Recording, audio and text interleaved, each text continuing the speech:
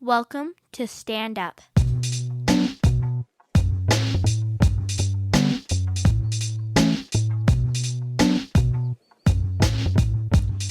My guest this episode runs one of the best women's health institutes in the United States, and she's going to share with us how her team helps women recover from burnout, resets their bodies, and become the person they've always dreamed of being. Plus, my musical guest this episode is a band called Tigris Bloom. They kind of remind me of the band Hole, if you remember them from the 90s. It's a jam-packed episode. Thanks for tuning in. Let's get it started. Good morning, everyone, and welcome to another episode of the Stand Up Podcast, a Pit Meadows podcast about mental health, resiliency, and music. My guest today on the show is coming to us from the beautiful state of Arizona. She is an expert in functional medicine and owner of the Body Wellness Institute. She's dedicated her career to empowering, educating, and improving the health of women all over the United States, appearing on numerous news agencies to advocate for women's health, including NBC, CBS, and Fox, as well as being a guest speaker at Yale University. Friends, I'm so happy that she's made the time out of her busy schedule to be with us today. Please welcome the lovely Dr. Alicia Newsome. Dr. Newsome, welcome to the podcast. Hey, thank you so much for having me here today. Oh, so good to see you again. I'm so sorry about all the technical difficulties earlier. All good. Dr. Newsome, why don't we start off by going back a bit? Where did you grow up and what kind of interests did you have? Ooh, so I grew up in Kansas City on the Kansas side. So there's a Kansas side and there's a Missouri side. Some people know that, some people don't. It's just a river that splits us, but we're all one big metropolitan. So I grew up in Kansas City, and things that always interest me were understanding like the human body and the human mind too. So my undergraduate degree's in psychology, and so I started there, but I've always just enjoyed relationships, understanding people, society, all of those different types of things. So I was always a little kid that at the birthday party, I would sit with the adults and kind of like listen in on what they were talking about and all those things. I would stay quiet, but I was always just so curious to just learn about like human behavior and what people thought. Well, that's cool. It must have been some boring birthday parties if you're like They were probably fun. I was just different. Yeah. And you transitioned from psychology into functional medicine. How did that happen? Yeah, so I had a private practice. It was a wellness practice. And basically, I started dealing with my own issues. At that time, I had two little ones. They were both still in diapers. I was going through a divorce, leaving a very volatile marriage, and I was exhausted all the time. So I would see patients all day long, and then I would sit in rush hour traffic, go pick up my kids, get home, feed them, bathe them, get them in bed so mama could get into bed. And I was tired all the time. And I had other issues going on like neck pain and back pain. And I had irregular cycles since I could even remember when it came to my menstrual cycle. And I ended up meeting a functional medicine doctor who ran these advanced lab tests on me and really helped me understand what was going on with my body. So we did that. I implemented what he advised for me, and it completely changed my life. It changed my energy levels. It changed my ability to focus, get work done. I've since built multiple businesses, and it really transformed my life in a really, really big way. So it changed the way that I practiced and also the way that I just viewed the way that I care for women. Oh, that's great. How does your clinic help women reset their bodies to perform better in life and their careers? Yeah, so health is wealth, right? It's like just going back to my own story and a lot of the women that come to me are dealing with low energy, middle of the day, they're having to go grab a cup of coffee. They may even sleep all night, but then still wake up dragging and tired, may have other health issues going on, pains in their body or digestion issues, or they might have weight that they have tried everything and it's not working anymore. The things that used to work don't work anymore. So they're not as confident in their skin as they would like to be. So what we do in my practice is we help women find out exactly what's going on inside their bodies and get to the root cause of those things. So when you think about functional medicine, a lot of people are like, well, what's functional medicine? I haven't heard of that. Imagine that when you have a headache, you take some Tylenol or some Advil, headache goes away, but you did not have that headache because you had a Tylenol deficiency. There's something else going on inside the body. So in functional medicine, we really help get to the root cause of what's going on. And while you can take medications for things, they always have side effects. And a lot of the women that come to us, they want to do things naturally. So everything we do is without drugs or surgery. And I'm also going to say we do work with men too. Okay. Oftentimes it may be like the wife that comes in and then she's like, okay, well, my husband needs some help too. That's usually the way it works. Every once in a while, we'll have a wife that just schedules her husband. But typically we do market to women because oftentimes women are the ones that are going to first, take that first step. So we do the same thing for men as well. Yeah. And obviously we don't have like a menstrual cycle, but we do have hormone deficiencies that happen as we age. Yes. And still have cortisol, insulin, testosterone, very important hormones in how you feel, how motivated you feel, energy levels, all of those things. For sure. What should patients ask their doctors if they feel something is wrong, but keep hearing your labs are normal? Yeah. So the thing with normal labs is the labs that they run on us for, when you just go to your well visit or your yearly physical exam, they're really looking for end-stage disease. So now you have a diagnosis of diabetes. Now you have high cholesterol. Now you have high blood pressure, hypertension, all of those different types of things. So in functional medicine, there's just a bunch of other labs that we look at to really look at how you're functioning. So before you get to this state of now I have a disease. Unfortunately, a lot of these tests, they're not covered by insurance. So there are things that people do have to pay out of pocket for, but a lot of the tests, they're not incredibly expensive. Now, there are expensive tests in functional medicine, and we can test for days. We can test your hair, your poop, your urine, all types of things.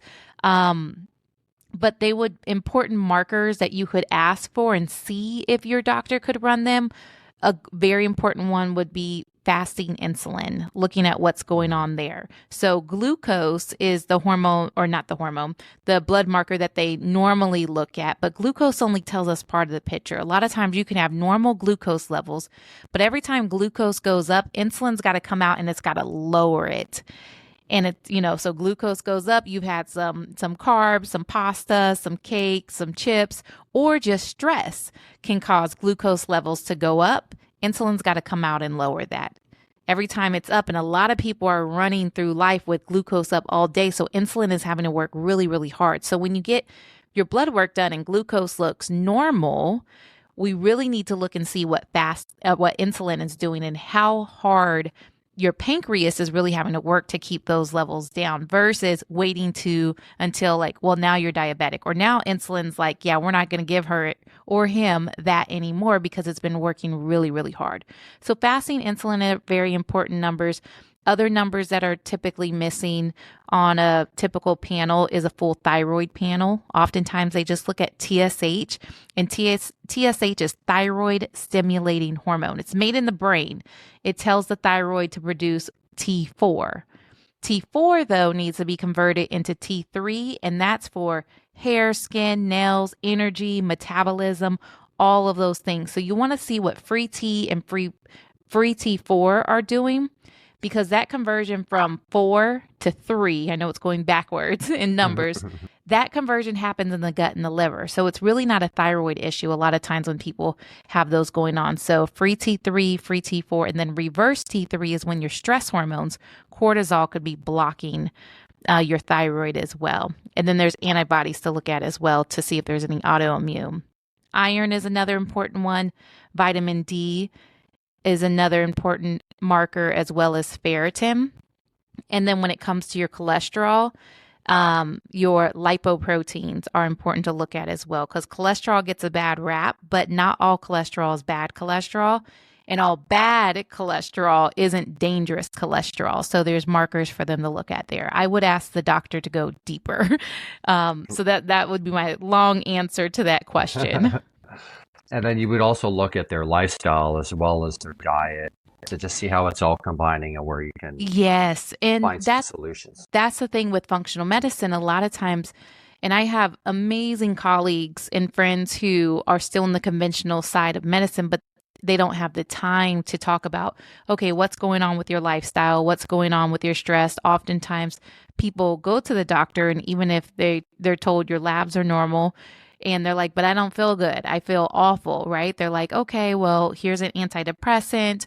Or they may say, well, you need to decrease your stress levels, sleep more, exercise more, eat better, very general things. But in functional medicine, we're really able to dive deep into what's going on with someone's nutrition, with their sleep, with their gut health, and then also with other lifestyle factors that are creating physiological stressors in their body.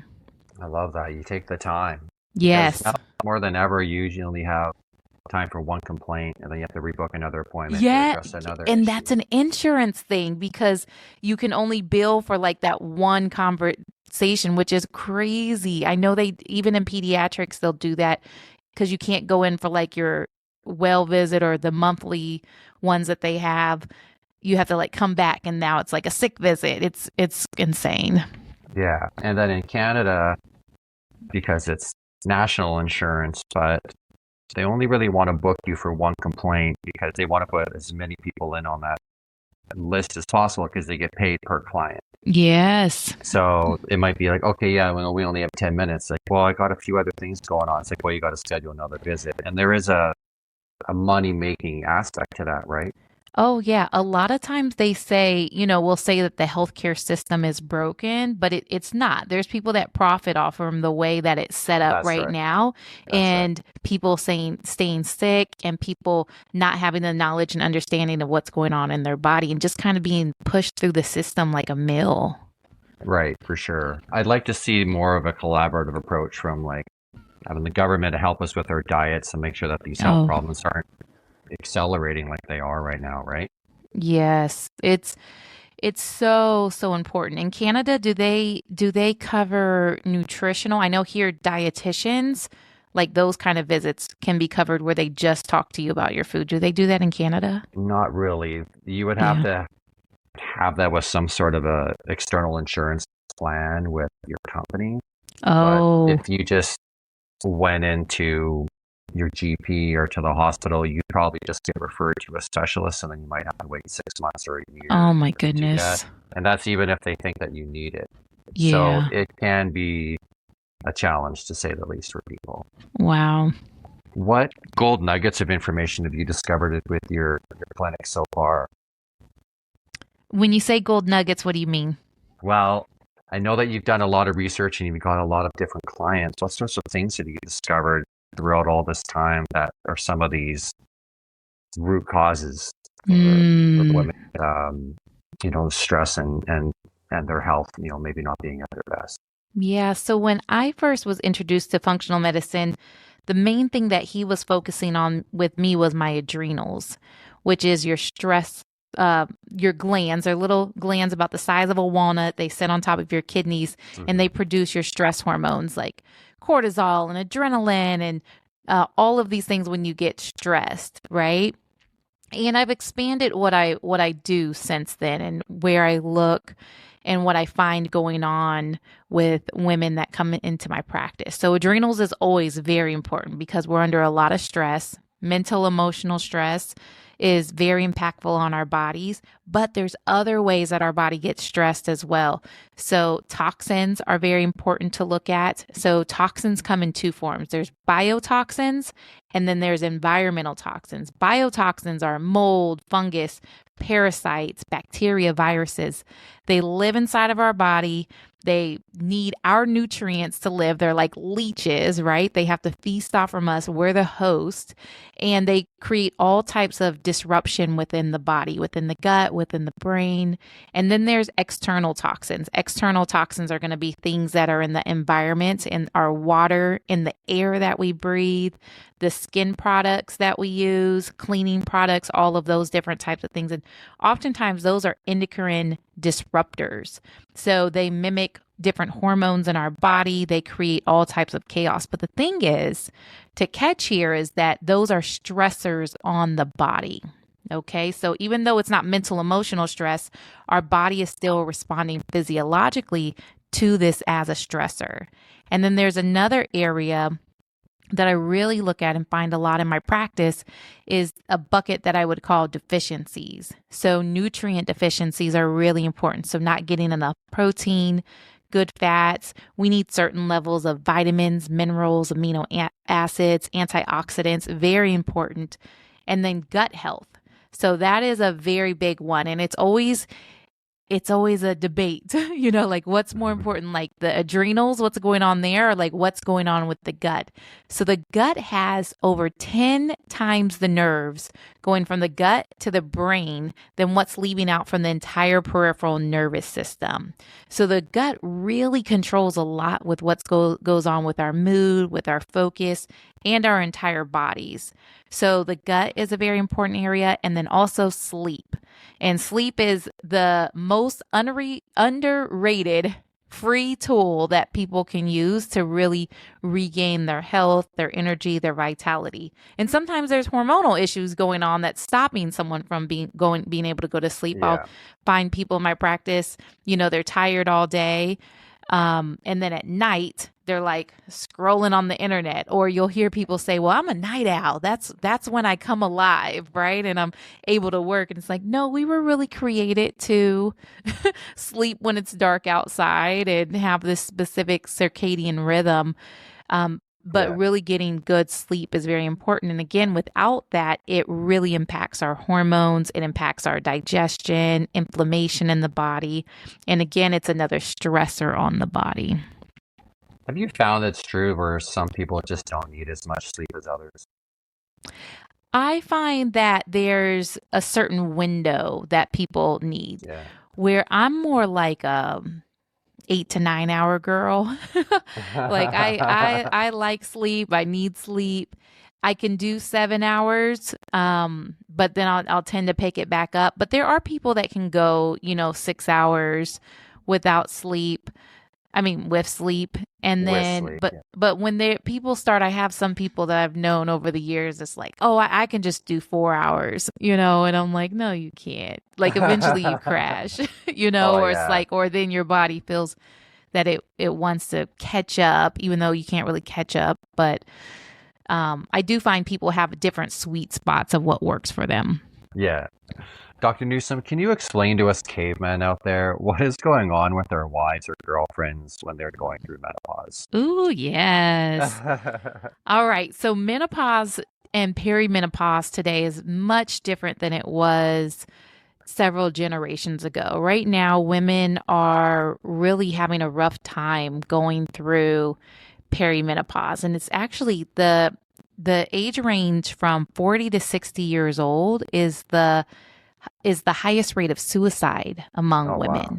Yeah. And I believe that's because it's a time where women literally feel like we're going crazy in our bodies, and wonder, is it always going to be this way? The brain fog, the trouble sleeping, the low energy, the hot flashes, the moodiness, just not feeling like themselves, right? Mm-hmm. So there is a lot going on inside the body. And what has happened more in the more recent generations is all of those stressors that I just mentioned. We are exposed to so many more toxins within our bodies and in the environment. Women have been pushing themselves, went back into the workforce, working just as much as men are working. And we weren't really designed to carry stress the same way. Men, you guys wake up with a fresh batch of cortisol and testosterone every day. Women are very cyclical. We have our menstrual cycles where our hormones, estrogen goes up and it comes down. Progesterone goes up and it comes down. And our bodies really weren't created to go, go, go and keep going. But we've had generations of where that's what we've been doing, right? And what happens during perimenopause is that the ovaries, they start to shut down. They start to produce less of these hormones, estrogen, progesterone, testosterone. And because we've been under so much stress, our adrenal glands typically, in the way that we're designed, is then to come pick up and start producing those hormones for us. So typically when women go through menopause, their adrenal glands should still be producing that estrogen, that progesterone for them to balance things out. Definitely not as much as, when you're in childbearing years. You don't need all of that either. But what's happened is because of all that stress, the body is going to prioritize safety. So it's going to prioritize that stress hormone, cortisol, and women are just depleted. They don't have enough. So they're really struggling going through perimenopause and menopause. But what I find in my practice is when we address those root cause areas, stabilize nutrition, sleep, very important, remove the toxins from the body, and then also eliminate as much as we can in the environment. We can't escape it all, but it's important that when we are exposed to it, our bodies can process those toxins. Our liver isn't overburdened, that women have a much, much, much drastically better time going through perimenopause and into menopause. So what can men do, our boyfriends or our husbands, to help them through it? Love us. Of course. Yes, Right. love us, be patient, understand there are literal hormonal things going on in the body that may have her feel a little snappier. And we'll be right back after this short commercial break. Do you want to get a quick getaway, but you don't want to cross the border and deal with brutal currency change? Then you should check out Gibson's, BC. Just a short 40-minute ferry ride from Vancouver. You'll start to unwind and relax right away. You'll love beachcombers, coffee, bay pizza, and all the cute little shops downtown. Just north of Gibson's, up the Sunshine Coast, you'll find beautiful beaches, the ocean, and incredible rainforest hikes. My family just came back from our trip to Gibson's. We loved it, and we think you will too. Gibson's, BC. Come chill with us. And now back to the show. So can you tell me a little bit how we can be more empathetic to our women, girlfriends, wives? Yeah, empathy is such a perfect word because as you know, that's, you're not going through what she's going through or what we're going through. And I think really a little bit of what I had touched on about asking her what she needs is really important. Have you ever heard of the 5 Love Languages, that book? I've heard about it, but can you remind me what the 5 are? Yes, it's one of my favorite, and it's really how we love one another and love our partners. And it talks about there's 5 different love languages. And let's say that, well, I'll list them all first. So there is physical touch. So like holding hands, hugging, those types of things. There is small gifts, and they're not expensive things, like small, thoughtful things. Like I love sunflower seeds. So my husband, being out somewhere and then grabbing me my favorite kind of sunflower seeds and bringing them home, that's like a small, thoughtful gift. And then there is acts of service. So that would be like washing a car, doing dishes, things like that. And then there is quality time. And that is like spending time with that person, quality attention focused on one another or doing something together. And then the last one is words of affirmation. And that is where you're saying, I'm proud of you, like I see you, you're doing great. And it's really important with children too. Like all of my kids have different ones. One of my daughters, you tell her you're proud of her and she just lights up, right? She feels so good. But then my other daughter, she is more like wants quality time, like spending time with her, So when you know this about your wife or your significant other, it can be a way to give her that love and attention that she may need as well too, without even having to ask too, like, well, what do you need? Like if you know these things. And the way that Gary Chapman talks about it, Dr. Gary Chapman in his book, is that it's like if you're in a relationship and let's say that you like washed her car and then you did the dishes and you did all these things, but her love language is physical touch, then it's like you're speaking this language of love to her in French, but she speaks Spanish. So she's not even like receiving it, understanding it, all of those different types of things.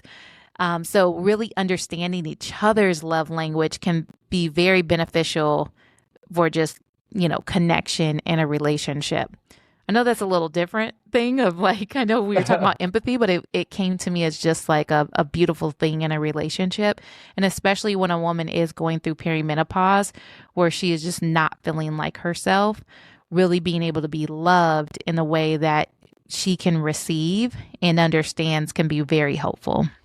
Well, I liked your analogy with the backpack because you can see it in your mind. So taking something out of the backpack and helping carry that load is going to make it feel lighter, and that's just going to appreciate you taking on whatever. So I know for me, she appreciates it when I just, will fold the laundry if there's a pile of laundry on the couch and I just fold it without being asked, right? Or, dirty dishes in the sink, just do the dishes.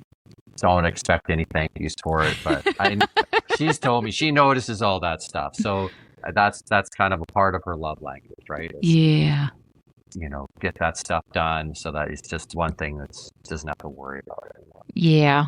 Right? I like that you were talking about your kids. Do you have any advice for parents who are worried about their child's mental health at all? Yeah, I think really in this day and age with technology, and there's so much out there with what they're seeing on the internet, cyberbullying, all of those different types of things. It's really important to keep an eye on that. I know parents have different opinions on that, but a lot of it for me comes down to my child's mental health. Like, what is she thinking about herself? Her peers, all of those different types of things, and really having those conversations with them. And it's just so important. My daughter, we actually yesterday pulled her out of the school that she was at. She was dealing with a lot of bullying. And unfortunately, even one of the mothers is like a ringleader in it. And we tried to talk to that mother, but she's not a reasonable person. But like with my daughter, like I told her, because there was a movie she went to go see Spider-Man, and one of her friends wasn't going to go with her anymore. And I was just like, you know what? I know that we're supposed to wait until you're like an adult, and then moms and their daughters are best friends. I was like, but we can be best friends now, and I'll go to the movies with you, know? And she has like this whole list of movies, like 20 movies she wants to watch, of like catching up on things that came out before she was born and everything. And I'm just like, I'm not a movie person. I could go years and years of my life without watching anything on TV. It's just not my thing. But I'm like, I'm going to do that with her. I said, pull out your list. I'm like, what do we need? And she's like, well, we need to get Disney Plus, and I'm like, okay, well, we're going to get Disney Plus. And I did it with her with Scream a while back. She wanted to watch all the Screams. Got it. And, but I think it's just so important with all, as parents, we're pulled in so many different directions with our businesses or our work and all of these things. But especially because my one's in middle school, I know that there is at least no woman ever, I want to go back to middle school, right? No kidding. And then I have another one that's entering high school, but it's really just keeping that door of communication open with them, letting them know like I am on your team. I'm also a very strict parent in a way too. And like we have like lots of structure in our house. So when we discipline, I communicate about like the lesson and why this is important for them and everything like that. Because I also don't want to just rule with like an iron fist and then my kids hate me too, right? So Right. there's that bit of balance there. But it's definitely, I probably need some good books on it. That is not the area I'm a complete expert in. But I definitely try to, when I'm in the car with my kids, when we're eating dinner, to put away the phones and then ask them questions that are different than like, how was your day? Because they're going to get the Yeah. fine, it was okay. Like, what was your favorite thing about today? Or what did you learn today in math class? I try to ask things that will pull a little bit more from them to just keep those lines of communication open for the times when like there's good things. Because as parents, we have to like, discipline, train, guide our kids. And I don't want all my conversations to just be that, like, oh, Yeah, here comes exactly. mom. I want to be able Right. to have the, like where we talk about, the fun things and we do those things together as well. Sounds like you're talking about connection. Just Yes. as they're getting older and finding those, those common things, Spider-Man movies, checking out whatever is on our list there. So I love that. Yeah. So I'm going to be watching a lot of, there's like all kinds of stuff, Spider-Man, Avengers. There's a lot of things on there that I'm about to get into. Yeah, you got to catch up. Yes. So congratulations are in order. I think you have a new book coming out. What can you tell us about that? Yeah, so the name of my book is Worthy of Rest. It's for the woman who's tired of being the strong one. We live in this culture that completely worships exhaustion. We get that pat on the back, like the good job, even when we show up and show up and show up Right. and completely put ourselves last, right? So that book really talks about the identity piece of what's there and what gets in the way of us being able to allow ourselves to rest, to feel worthy of rest. A lot of times there can be these internal limiting beliefs, this dialogue going in our minds where we may feel like I'm not enough, or I'm all alone, I got to do everything myself, or nobody's going to do it right, I might as well do it myself, or that perfectionism that creeps in where we feel like it's got to be perfect. That doesn't allow us to rest. And then there's also a part where I talk about in the book the different types of rest as well. So there's not just physical rest, that our body needs. There's sensory rest. Sometimes we're sitting behind electronics, computers all day, or bright lights, or around kids, and there's noise all day long, and we need sensory rest. There's times that we might need emotional rest where we have things that we need to grieve or process. Our souls may need rest, spiritual rest. There's different types of rest. So I talk about all of that in the book as well. I love that. Have you been working on it for a while? Yes, I actually wrote a book called Worthy of Well-Being first. And I was like, I got to get Worthy of Well-Being out so that I can get Worthy of Rest out. Like Worthy of Rest was like, when you write books, there's always like the next ones in your mind. And Okay. I really was like, okay, Worthy of Rest, I want that one to come out first. So Worthy of Rest, I wrote that one starting at about a year ago. Yeah. So Okay. Yeah. last year. And then when you write books, you write them, you put it down, you get inspired, you kind of come back to it again, you finish your draft, then you go back and you do edits and you work with your editor. It's a process of going back and forth with it. And books are always, I believe, like we write our books for ourselves too. Like our books are working on us as well. So for me, that last bit happened at the end of last year when I had a miscarriage.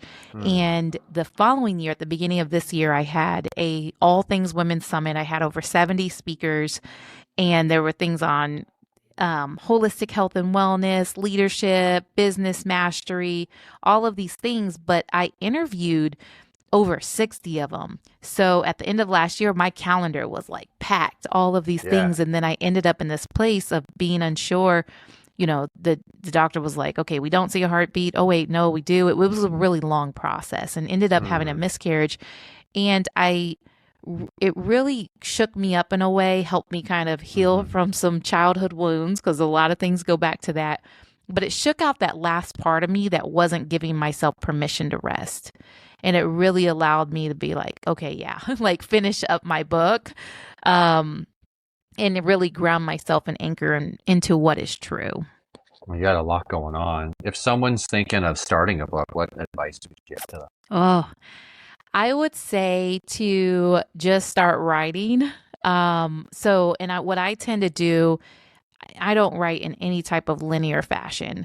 I will come up with ideas or stories that go, for my books. Typically with my books, I start each chapter with a story or some kind of quote, something that draws the person in that's relatable. And then I have like lessons or strategies that go with that. So things will pop into my mind, but I structure them like in a Google Doc in the beginning. And you know how we have the different tabs in there, and just like, here's this. And I allow myself to just kind of brain dump for a while, different ideas. And then I may work on a section and then come back and do all of that. But I would say just start kind of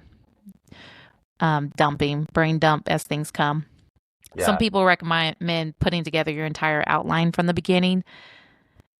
I'm not so good at that part because mine just, comes up, and then I'm like, somewhere in there, an outline will come. Got it. And then you start organizing it, start writing it, and start building it up from there. Have you had a book, podcast, or documentary that's had a big impact on you? Atomic Habits by James Clear. I really like that book. And that one really teaches about how to create powerful habits in your life, and then also break habits that you don't want to have anymore. So it's all about, let's say in the morning, there's one called habit stacking. So in the morning, I know that my bad habit I want to break, right, is picking up my phone first thing in the morning, right? Yeah, right. So I know that I typically wake up, roll over, grab my phone. But what I want to do instead is I want it to wake up, roll over, grab my devotional, my journal, something I'm going to meditate with, like a better way to start my day, right? So one thing you can do is, what I do is I put my phone on the other side of the room, because it makes it a little bit harder to just, roll over and grab my phone. It can't be the first thing. So what I do is I literally like roll over, and then I grab my journal, and then sometimes I got to go to the bathroom, and I take it with me, it's like in my hand. So it allows me, so I'm adding it to a habit. Like I know that I'm going to wake up, I'm going to roll over, add it to something that I'm already doing. So it talks a lot about, in same concept with moving the phone. If you don't, you know that you love those bag of potato chips and things like that, and you don't just eat one, like move them out of the house. That would be a thing. Or if you know that you want to go work out at the gym, then put the clothes, by the doorway or something like that. Like also set different, he has all these things about different cues that you can create for yourself to build powerful habits. I love that. I want to read that. I've been seeing that happening, or not happening, but advertising on Spotify, like audiobooks and stuff. But yeah. I think I'd like to pick that up. What is one wellness habit everyone should start this week? Morning lemon water. So drinking some warm lemon water first thing in the morning. We wake up dehydrated. Oftentimes, most people are dehydrated in general, but starting your day with some warm lemon water is really good on your digestive tract. The lemon also helps to activate your liver, your digestive enzymes. It gets things moving in the morning, and it's also really good for energy as well, too. Love that. Lemon water. Perfect. And then for my last question, what is the one thing you want people to take away from you who are listening to this podcast? Well, I want the women that are listening to know that they're not crazy. And for the men that are listening, for them to know that their partners and wives are not crazy, okay? There's so much that we're exposed to. There's so much in the environment. We are overloaded as human beings. We're not resting, we don't feel worthy of rest. We're going. And, there's just a lot to unpack, and it's a journey. Health is a journey. Life is a journey. So it's also not something that happens overnight. But there are resources available to help you feel better and feel like yourself again. Yeah, absolutely. And reach out to your local functional medicine practitioner. Yes. Or virtual, Or virtual. If there's someone online that you like to. Yeah. Dr. Newsome, I want to thank you so much for being on the show today. Can you please tell people listening where they can find you? Yeah, so you can find me on my website. My website is dralicianewsome.com. I also have a free gift that you can download on stress and increasing energy. That's on my website, but Dr. Alicia Gifts with an S.com.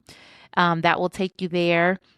Also, you can find me on LinkedIn, Instagram, YouTube. Everything's my name. So just Dr. Alicia Newsome.